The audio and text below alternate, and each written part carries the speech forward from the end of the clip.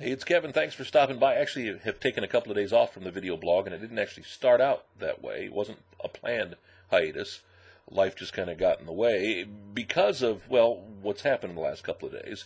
I'd headed up to Ohio because we'd decided to start moving some more stuff from our Ohio office to the Tennessee office. And one of those things was our cat, Mailbox Millie.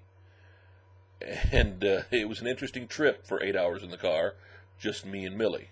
I'll tell you about it in just a second. A little history on Millie. We inherited Millie back in 2005. We'd actually known Millie for a few years. In fact, Millie, and her name is Mailbox Millie, lived at a Mailboxes, etc.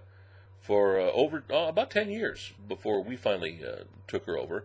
The lady who owned the Mailboxes, etc., that we had our mailbox at for a long time, Gwen, was closing the business down and couldn't take Millie and wasn't sure what to do with her, and knew that Millie and I had been fast friends from the day I rented the mailbox, and so we talked it over, and we just lost our beloved cat Jack earlier in the summer of '05, so we decided to bring Millie home with us, and it was Millie and Pickles for about 2.5 years until Pickles passed away. Well, as I said, this past summer, Pickles had passed away, and it was just Millie and the whole run of the house by herself, and she was loving it. You figure you grew up in a mailbox, how big a square footage can that be? 1,000 square feet max? And here she was in a 3-bedroom house with, a basement and 2 floors. She loved and had a good time there, but we decided it was time to kind of get her acclimated to Tennessee because that's where we're moving the total business eventually. So we decided this past weekend was going to be the weekend that we were going to bring Millie down, and we'd hope to get going at about, say, 1, 2 o'clock on Friday. Needless to say, things got in the way, and meetings got in the way, and friends got in the way, and we didn't leave Ohio until about 8 o'clock Eastern time on Friday night. And that meant an 8-hour drive at night. Millie, I don't think, had ever been in a car longer than it took us to take her to the vet a couple weeks ago, which was probably about a 30-minute drive one way, and actually probably about a 15-minute drive one way, or 30 minutes round trip. So 8 hours in the car with Millie was almost like 8 hours in the car with a kid.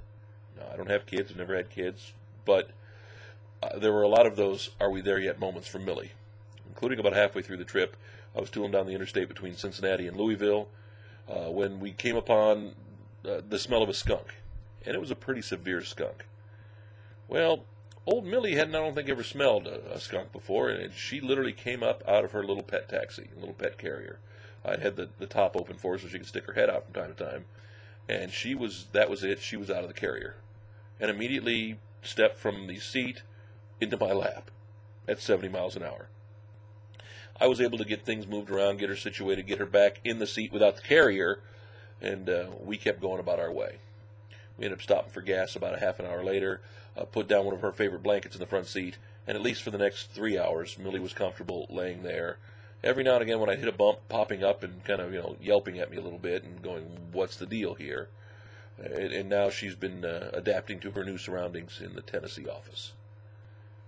I feel for parents when they have those are we there yet moments in the car. When you're on the long trip, I can't imagine what Millie was going through, having never been in an automobile but once or twice before, having never been on a car for 8 hours.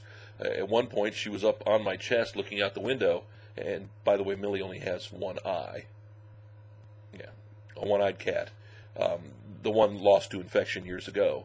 So her depth perception isn't the greatest, and I can't imagine darkness and trees and lights and street lights flashing by at 70 miles an hour, what Millie exactly was thinking.